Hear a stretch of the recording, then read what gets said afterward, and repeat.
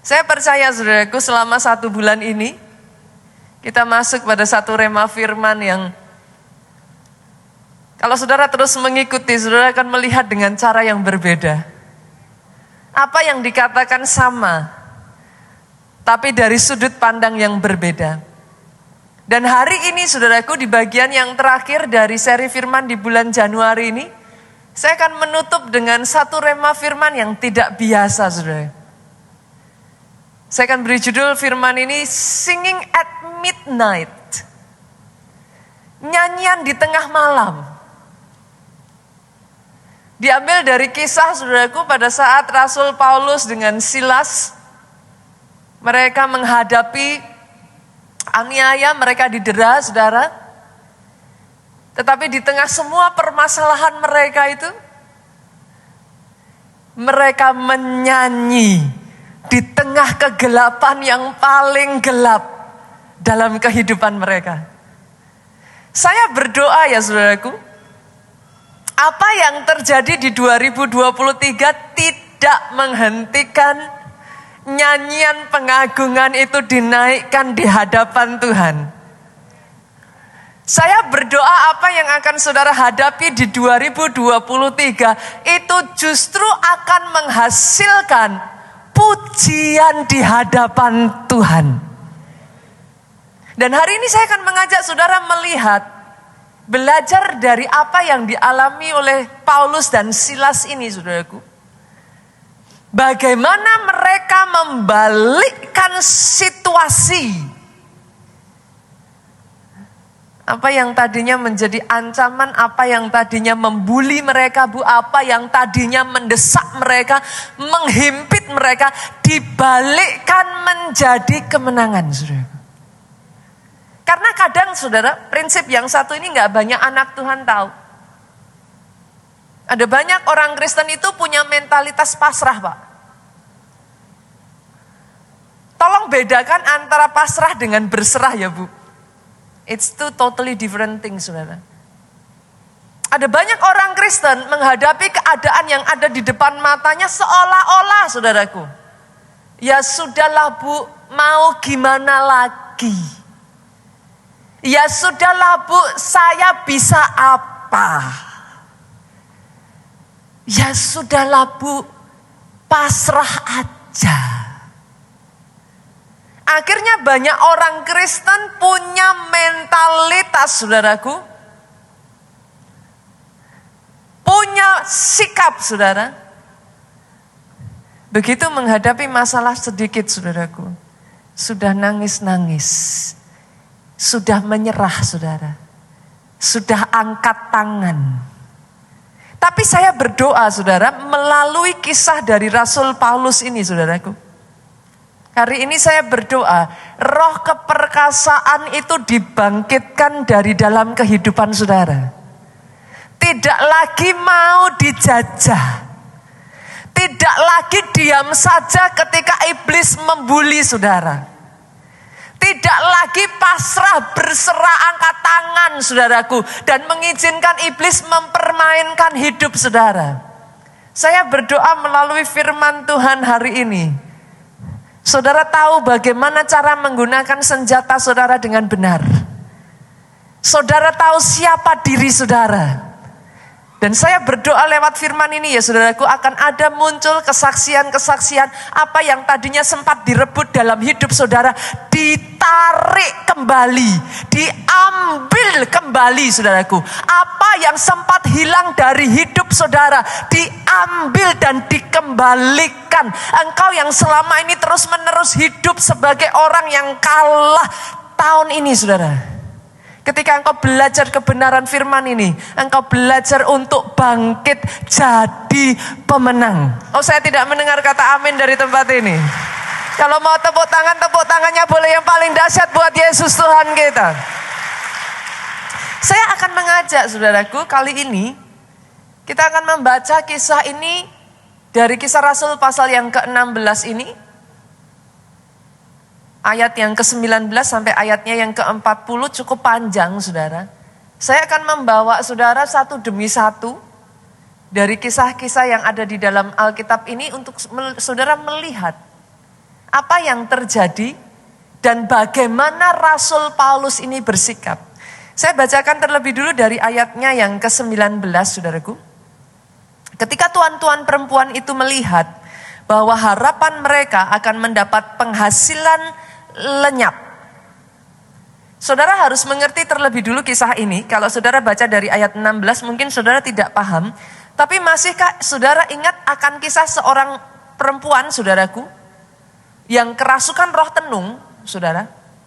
Nanti kalau saudara baca dari ayat yang ke-18 ke depan, saudaraku, maka saudara akan mengerti kisahnya. Ada seorang wanita, saudaraku, yang kerasukan roh tenung, sehingga akhirnya dia bisa melakukan tenung, saudaraku, dan dengan cara itulah dia mendatangkan penghasilan untuk bos-bos yang dia layani, saudara. Sampai satu hari, wanita ini berjumpa dengan Rasul Paulus. Ketika dia berjumpa dengan Rasul Paulus, dia mulai mengatakan, ini loh hamba Tuhan. Ini orang yang diurapi. Ini orang yang memberitakan jalan kebenaran. Tapi yang jadi masalah, saudaraku, dia mengatakan itu semua dari roh tenung yang ada di dalam dirinya. Sehari, 2 hari berlalu, saudara, Paulus itu membiarkan saja wanita ini terus ngoceh terus, saudaraku. Kemana Paulus pergi diikutin terus, saudaraku, dan dia terus mengganggu, saudara. Sampai di satu titik, Rasul Paulus itu nggak tahan, saudara. Rasul Paulus nggak tahan karena wanita ini terus mengganggu berhari-hari, saudara. Akhirnya oleh Rasul Paulus, saudara, roh tenung ini diusir. Ketika roh tenung ini diusir, rohnya keluar. Tapi sebagai akibatnya, wanita ini tidak lagi punya kemampuan untuk melemparkan tenungan, saudaraku. Dan Alkitab mencatat, gara-gara itu, kita lanjutkan, saudaraku, pembacaan ayat ini. Mereka aktif dengan bahwa harapan mereka akan mendapat penghasilan lenyap. Jadi yang tadinya mereka dapat penghasilan dari nenungin orang-orang, saudara, bos-bosnya jadi kaya karena wanita ini. Setelah rohnya keluar, wanita ini sudah nggak bisa melakukan apa-apa lagi. Akhirnya mereka marah, saudara, dan apa yang mereka lakukan?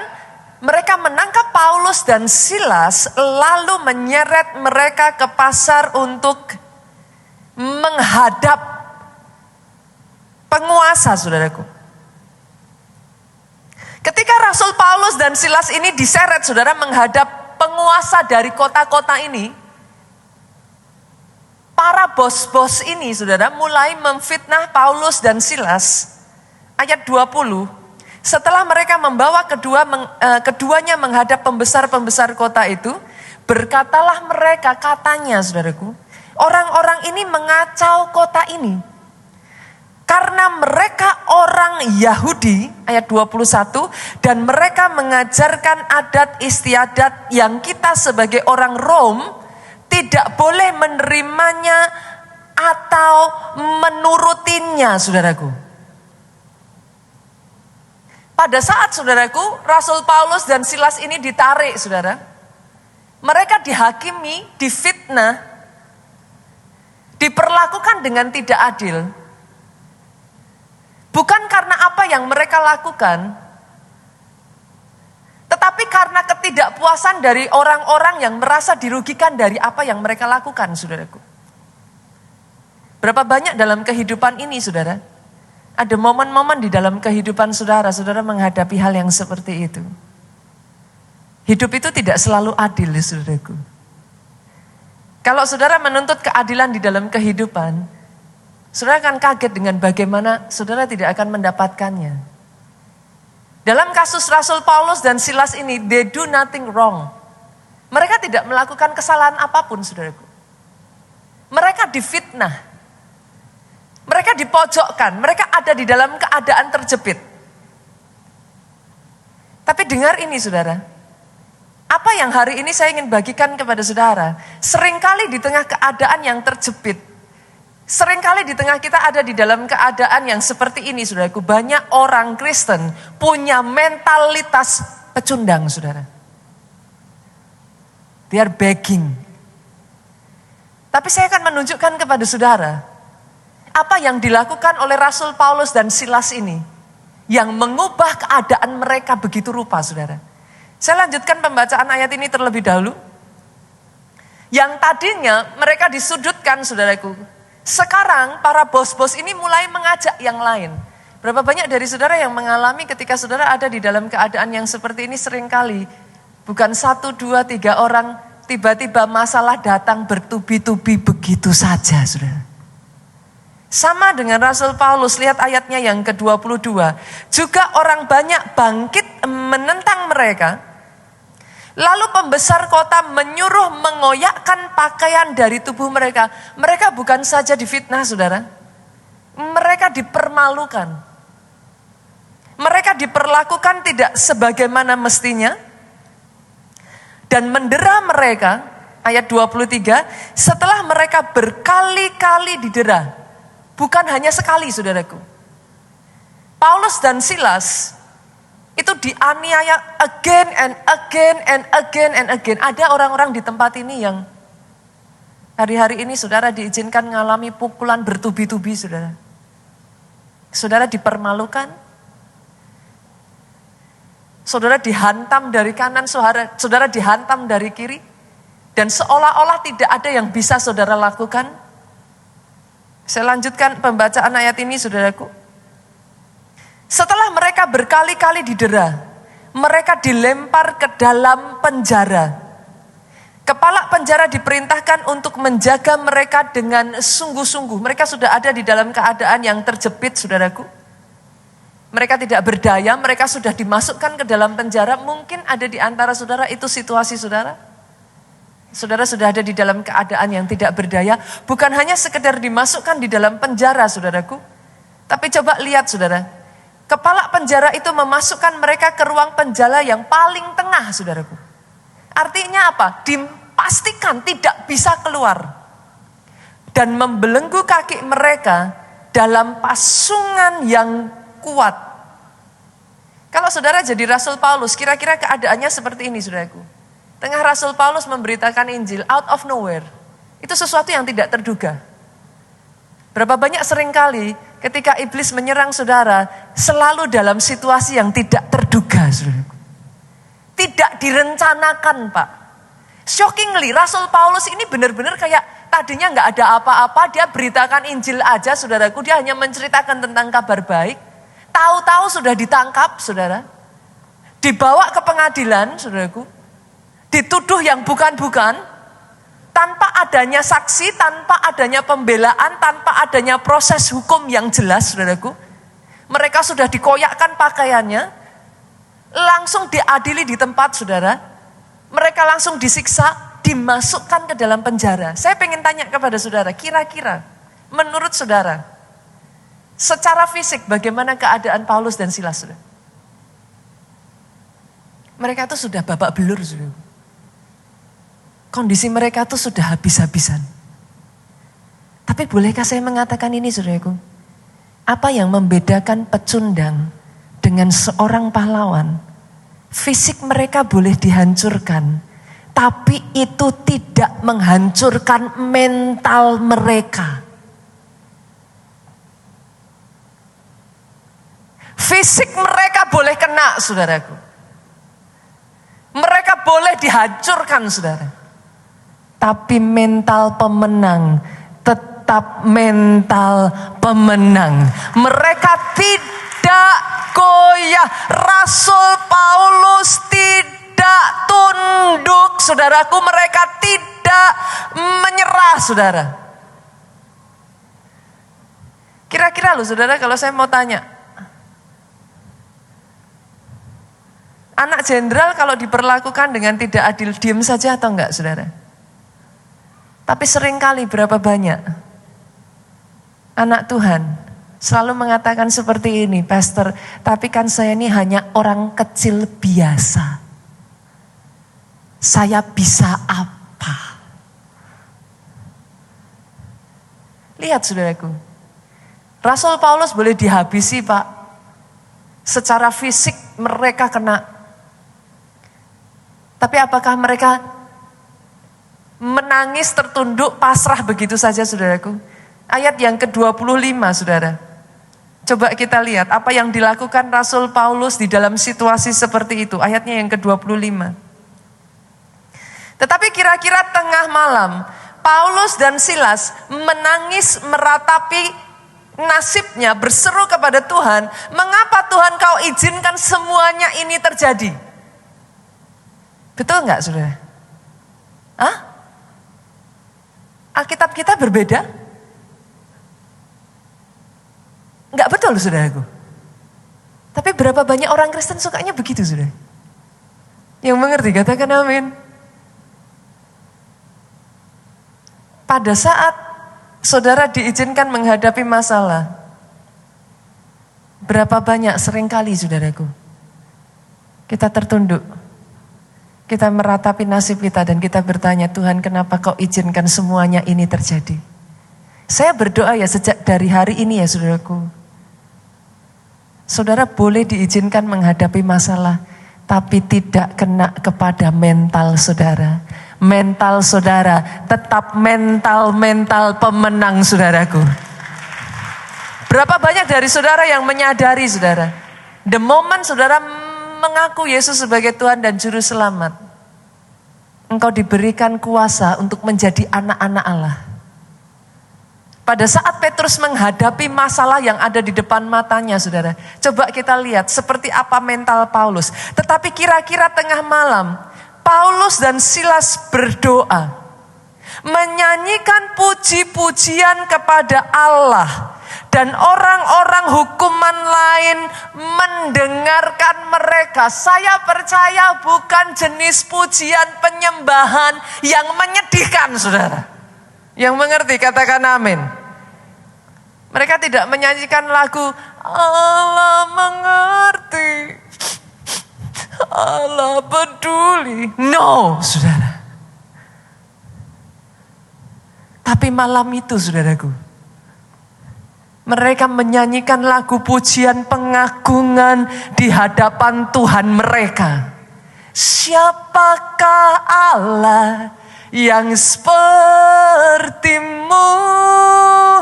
di antara Allah yang lain? Mereka hadapi, saudaraku. Itu sebabnya saudara melihat bagaimana ditulis di dalam Alkitab, saudaraku. Orang-orang yang lain mendengarkan pujian mereka.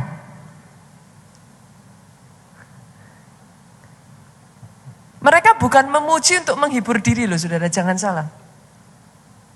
Tapi mereka menggunakan kuasa di dalam pujian penyembahan Pak, untuk berperang.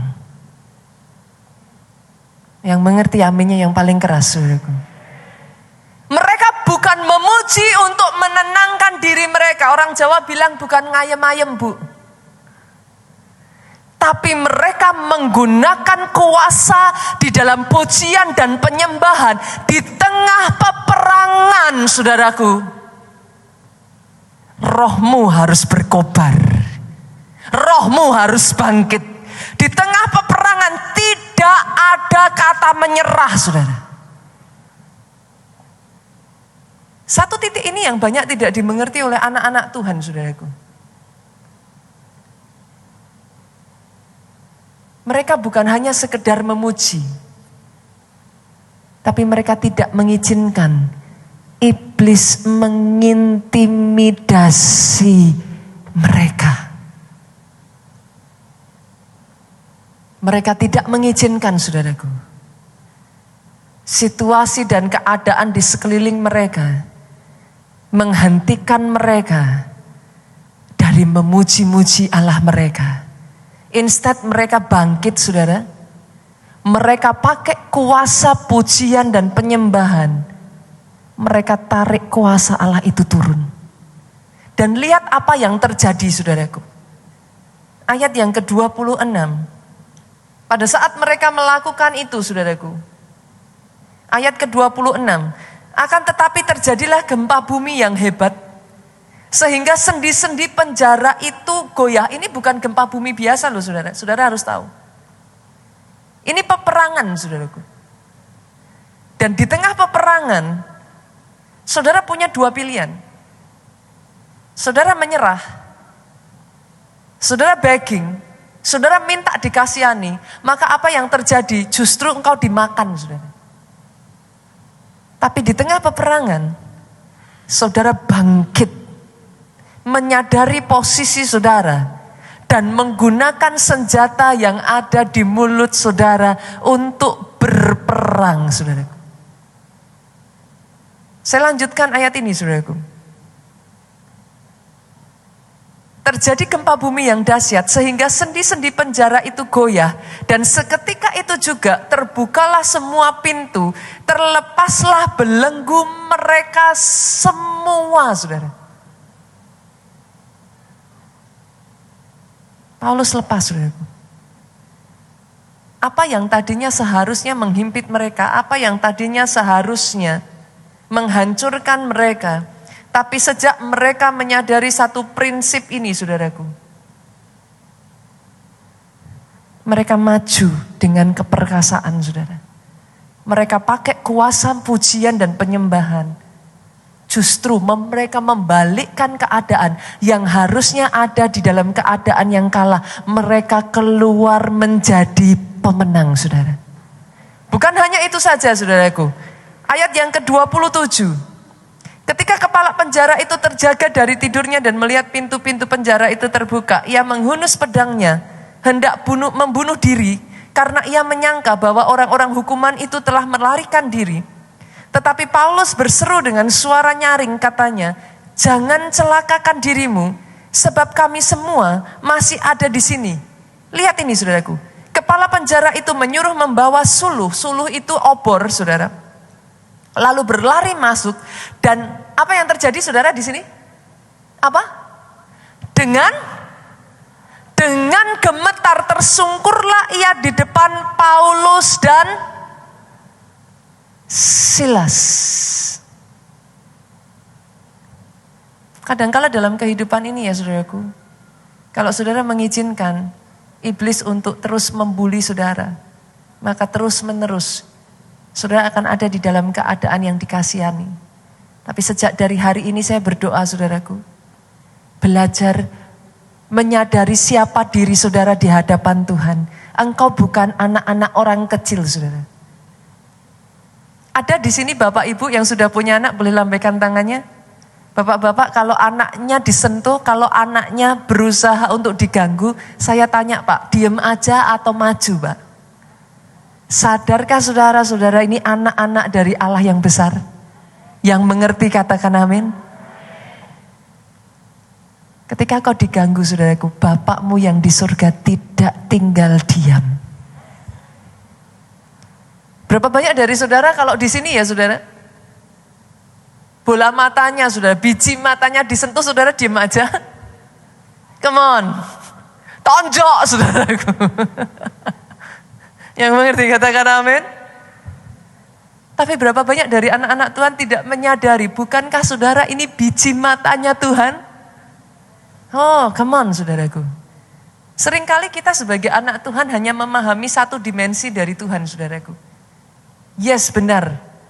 Dia adalah anak domba. Yes, benar, saudaraku. Tapi jangan pernah lupa, dia juga singa dari Yehuda.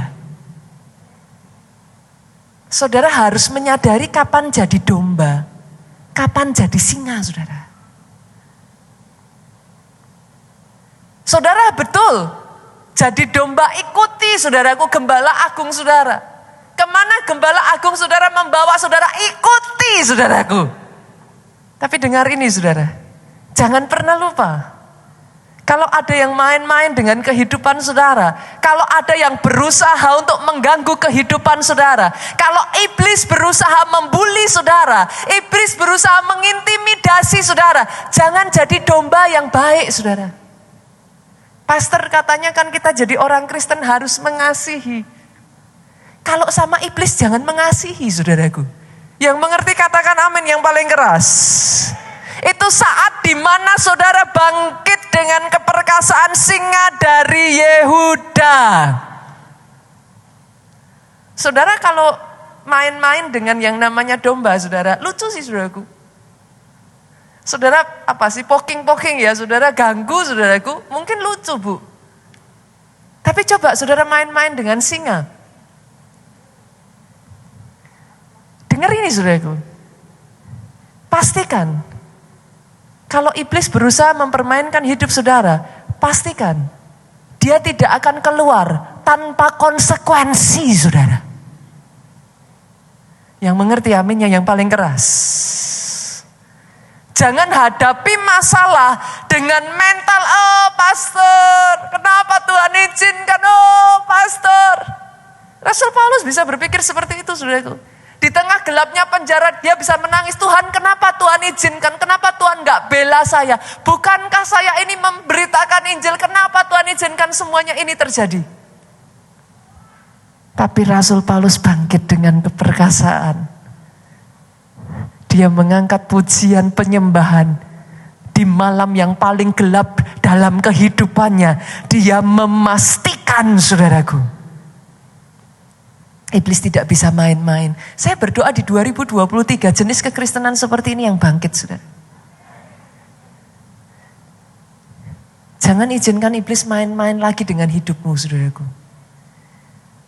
Jangan tunduk di bawah masalah saudara. Mulai sadari satu hal ini. Roh yang di dalam engkau. Roh singa Yehuda. Roh yang lebih daripada pemenang. Boleh saudara, masalah itu datang. Yes, untuk sementara kau boleh terpukul. Tapi saya berdoa ada orang-orang di tempat ini yang boleh berkata, 7 kali orang benar jatuh Pak. Tapi dia akan bangkit kembali. Doa saya dari tempat ini. Lahir singa-singa dari Yehuda, saudaraku. Kenapa saudara? Karena kalau enggak saudara, hidupmu akan terus-menerus dipermainkan saudara. Dikit-dikit ngalami masalah Bu, ngek gitu. Saudara boleh ketawa, tapi kenyataannya seperti itu. Dikit-dikit ngalami masalah mundur saudaraku. Dikit-dikit ngalami masalah enggak Tuhan-Tuhanan lagi Pak.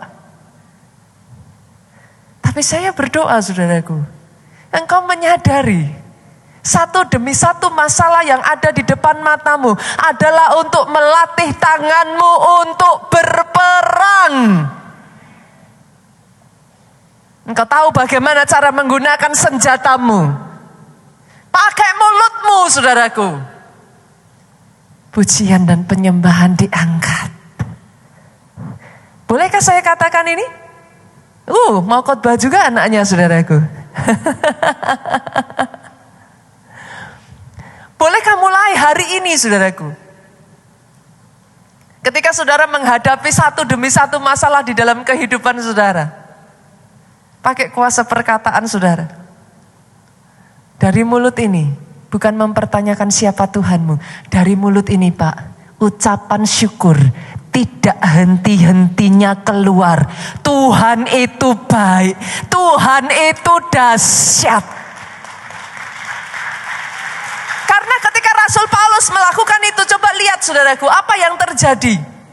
Apa yang tadinya mengejar, apa yang tadinya menghancurkan mereka. Coba lihat saudaraku.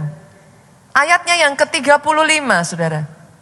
Setelah hari siang, pembesar-pembesar kota menyuruh pejabat-pejabat kota pergi kepada kepala penjara dengan pesan, lepaskanlah kedua orang itu. Kepala penjara meneruskan pesan itu kepada Paulus katanya, pembesar-pembesar kota telah menyuruh melepaskan kamu. Jadi keluarlah kamu sekarang dan pergilah dengan selamat. Tapi saudara lihat apa yang dilakukan Rasul Paulus. Rasul Paulus diam begitu saja saudaraku. Ayat 37. Tapi Paulus berkata kepada orang-orang itu, tanpa diadili mereka telah mendera kami warga negara Rom di muka umum, lalu melemparkan kami ke dalam penjara. Sekarang mereka mau mengeluarkan kami dengan diam-diam? Tidak mungkin demikian. Biarlah mereka datang sendiri dan membawa kami keluar. Pejabat itu menyampaikan perkataan itu kepada pembesar kota. Ketika mereka mendengar bahwa Paulus dan Silas adalah orang Rom, maka takutlah mereka. 39 saudaraku, mereka datang minta maaf, lalu membawa kedua rasul itu keluar dan memohon supaya mereka meninggalkan kota itu yang tadinya dibuli. Yang tadinya diancam, yang tadinya terjepit, saudaraku. Keadaan dibalikkan.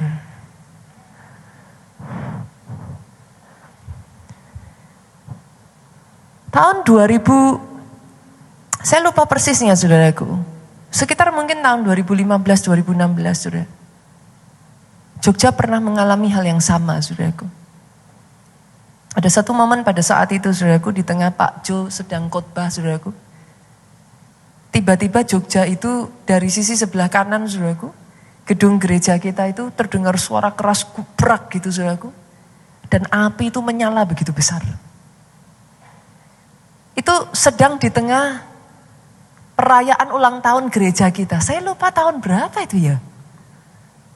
Itu sedang perayaan ulang tahun saudaraku, dan di tengah perayaan ulang tahun itu gereja kita itu terbakar habis saudaraku.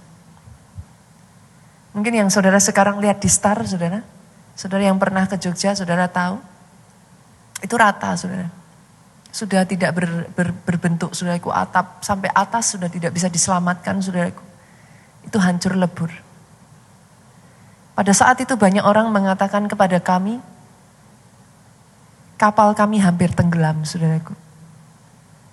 Banyak yang di tengah keadaan itu justru mengatakan kepada jemaat, buat apa ibadah di gereja ini? Sebentar lagi, ayo cepat keluar. Sebentar lagi, pasti akan hancur. Ada hal-hal di dalam kehidupan ini ya, saudaraku, sesederhana ya. Iblis itu enggak segampang itu untuk menyerahkan warisan yang Tuhan punya atas hidup saudara loh. Saudara jangan berpikir karena Tuhan sudah menjanjikan tanah perjanjian itu turun dari langit begitu saja Pak. No. Yes, Tuhan sudah menjanjikan, tapi iblis akan berperang mati-matian saudaraku untuk memastikan saudara tidak masuk ke tanah perjanjianmu. Tahun 2000 sekian itu saudaraku, ketika Jogja ada di dalam keadaan yang gedungnya terbakar, itu kita di tengah situasi ulang tahun saudaraku. Apakah saya dengan Pak Jo, kami para leader saudara di sana menangis saudaraku? Lalu kemudian kami meratapi, kalau kemudian kami tidak tahu apa yang harus kami lakukan, no. Justru pada saat itu semua terjadi, yang muncul saudaraku adalah roh keperkasaan. Saya bersyukur saya punya leader-leader yang luar biasa di Jogja saudaraku. Mereka tidak menangis, mereka tidak meratap, mereka bangkit Pak. Hari itu saudaraku, kami langsung menggerakkan jemaat saudara. Hari itu saudaraku, langsung diumumkan ibadah perayaan ulang tahun tidak di-cancel saudara. Digantikan ke tempat kami yang satunya which is masih sangat kecil sekali saudaraku. Tempat yang seharusnya tidak memungkinkan saudara. Langsung diumumkan, dan tahukah saudara, keesokan harinya apakah kemudian ibadah di cancel saudara? No. Hujan deras saya masih ingat sekali saudaraku. Jemaat berbondong-bondong memenuhi tempat ibadah saudaraku dalam kondisi yang basah kuyup saudara. Saya tuh sampai enggak enak, saya terjun waktu itu, saya masih ingat sekali saudaraku, saya harus menerjemahkan. Saya terjun ke lapangan, saya terjun ke bawah, saya ketemu dengan jemaat. Jemaat itu Bu datang itu basah kuyup, baju sampai ke celana semuanya basah. Saya sampai tanya, Pak, is it okay? Saudara tahu apakah itu membuat mereka, udah Bu kami pulang aja deh hujan-hujan kayak gini? No. Mereka masuk Bu. Mereka masuk dan berkata seperti ini saudaraku. Bisa nyampe ke tempat ini saja, kami sudah bersyukur Pastor. Kami akan menaikkan pujian dan penyembahan di hadapan Tuhan. Basah seperti ini bukan halangan buat kami memuji Tuhan. Malam itu ya saudaraku, tempat yang tidak seberapa saudara. Itu dari ujung ke ujung orang berjubel saudara. Sampai di bagian depan itu para pelayan Tuhan duduk berjajar. Sudah tidak ada satu space pun saudaraku. Bahkan kamar mandi aja, depan kamar mandi Pak itu dipakai orang Pak. Begitu gak cukupnya orang sampai duduk di tangga-tangga. Area Kids Impact itu berjubel penuh Kalau dipakai itu pun tidak cukup saudaraku. Orang rela berdiri saudaraku di pojokan dinding-dinding hanya untuk mengikuti perayaan ibadah ulang tahun kita. Dan saudara tahu apa yang terjadi? Roh Tuhan turun saudaraku. Justru itu jadi malam lawatan, malam kebangunan rohani besar-besaran di kota Jogja saudara. Dalam waktu 3 hari saudara, kami tidak punya tempat saudaraku. Itu terbakar habis, nggak bisa dipakai saudara. Dan itu masih harus dalam proses inspeksi saudaraku. Jelas tidak bisa digunakan. Dalam waktu 3 hari saudara. Karena para leader bangkit saudaraku. Tidak ada waktu untuk menangis, tidak ada waktu. Saya masih ingat kok Bu, pada saat itu saya katakan kepada suami saya. Bukan waktunya menangis. Maju. Maju. Ini justru ada revival besar-besaran yang mau Tuhan kerjakan. Bolehkah saya mengatakan kepada saudara, ketika saudara menghadapi masalah, lihat dari kacamatanya Tuhan. Saudara bukan anak orang kecil saudaraku. Saudara anak raja di atas segala raja. Jangan hadapi sebagai pecundang, hadapi sebagai pemenang. Dalam waktu 3 hari saudara, Tuhan bukakan jalan.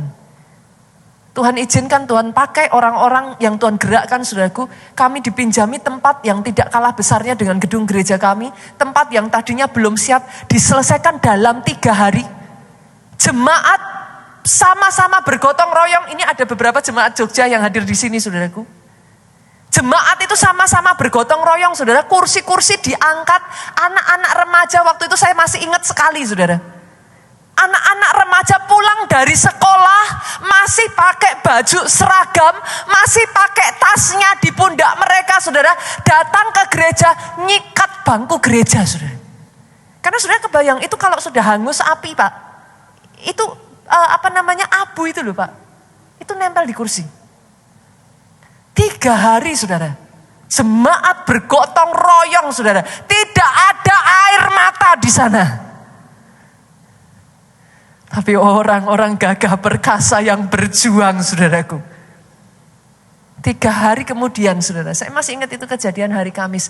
Hari Jumat kami mengadakan ibadah dengan jam ibadah yang sama. Kalau saya nggak salah 5 kali ibadah diadakan. Jemaat bersorak-sorai saudaraku. Tidak ada pertanyaan dari mulut Tuhan kenapa Tuhan izinkan ini semua terjadi. Tapi bangkit saudara.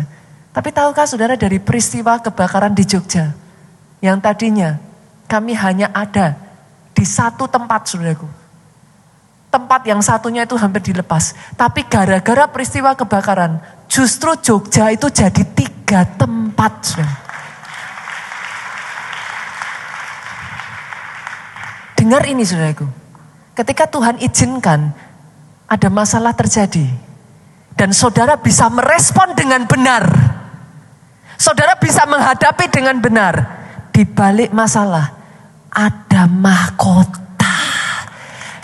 Justru lebih dahsyat yang mau Tuhan kerjakan atas kehidupan saudara. Dengar ini 2023. Di tengah malammu yang paling gelap, angkat pujianmu yang paling keras di hadapan Tuhanmu. Boleh tepuk tangannya yang paling meriah buat Yesus Tuhan kita. Saya undang pemain musik boleh maju ke depan. Sejak dari hari ini saudaraku, bukan mentalitas pecundang. Sejak dari hari ini bangkit orang-orang yang mau maju sebagai pemenang. Bangkit orang-orang yang mengenal Allahnya. Karena firman Tuhan berkata, orang yang mengenal Allahnya tidak akan berdiam diri. Mereka akan bertindak. Mereka berkemenangan. Bangkit berdiri jemaat Tuhan. Berapa banyak dari saudara yang hari-hari ini mungkin sudah diizinkan mengalami masalah, sudah diizinkan menghadapi pergumulan, diperlakukan dengan tidak adil saudaraku. Di kiri dan kanan saudara, serangan.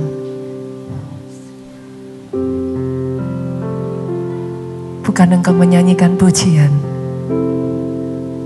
untuk meratapi apa yang terjadi di dalam kehidupanmu, tapi dengan gagah perkasa engkau bisa mengangkat pujian di hadapan Tuhanmu. Dan engkau bisa berkata, siapakah Allah yang sepertimu di antara Allah. Yes, namamu kudus, Perbuatanmu ajaib, bangsa-bangsa sujud menyembahmu. dengan kasih setiamu engkaulah menuntun hidupku, kediamanmu yang kudus. Yes, Lord. Katakan saudaraku, siapakah Allah yang sepertimu di antara Allah yang lain. Namamu kudus.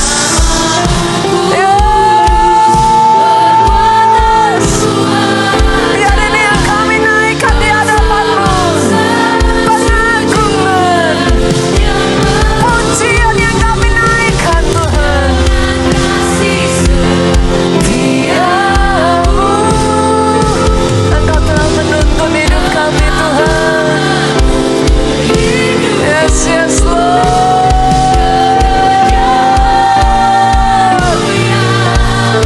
Kudus dan bersamamu Tuhan memerintah selama. Siapakah Allah yang sepertimu dalam kehidupanmu, saudaraku? Saksikan berjalan bersama dengan Allah yang besar. Oh, tidak lagi tunduk di bawah masalah, tidak lagi menyerah terhadap ancaman, tantangan, intimidasi, saudara. Pegang terus tangannya, saudara. Jangan pernah lepaskan. Berjalan bersama dengan Dia.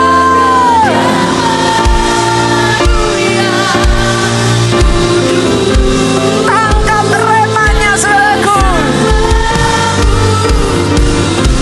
Dengan suara yang lantang, perkatakan, siapakah Allah yang sepertimu?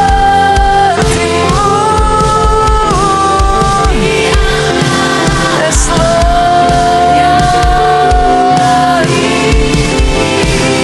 Namamu kudus, Tuhanmu ajaib, bangsa-bangsa sujud menyembahmu.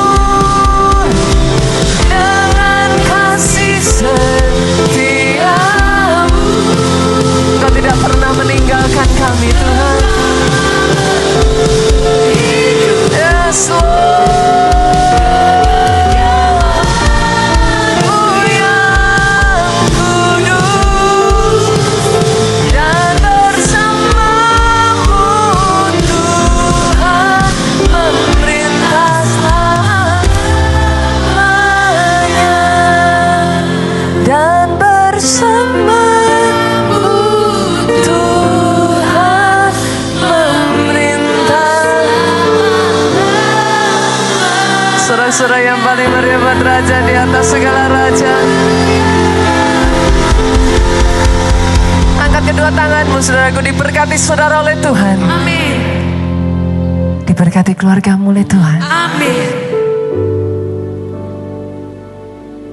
diberkati keluar masukmu, saudaraku. Baik engkau duduk, baik engkau berdiri, saat engkau di ladang, saat engkau bekerja, saat engkau di rumah, bahkan di saat tidurmu, diberkatilah engkau. Dari lidah bibirmu tidak akan henti-hentinya keluar kesaksian betapa dahsyatnya Tuhan. Diberkati pelayananmu, saudaraku. Diberkati pemberitaan Injilmu oleh Tuhan. Pulang dengan membawa sukacita, damai sejahtera Allah Bapa, cinta kasih Yesus Kristus, persekutuan dengan Roh-Nya yang kudus sekarang sampai selama-lamanya. Engkau yang diurapi, engkau yang diberkati, katakan dengan suaramu yang paling keras. Haleluya saudaraku, bersyukur pada Tuhan kita sudah menerima taburan berkat firman Tuhan yang telah disampaikan oleh hambanya Pastor Nita Setiawan.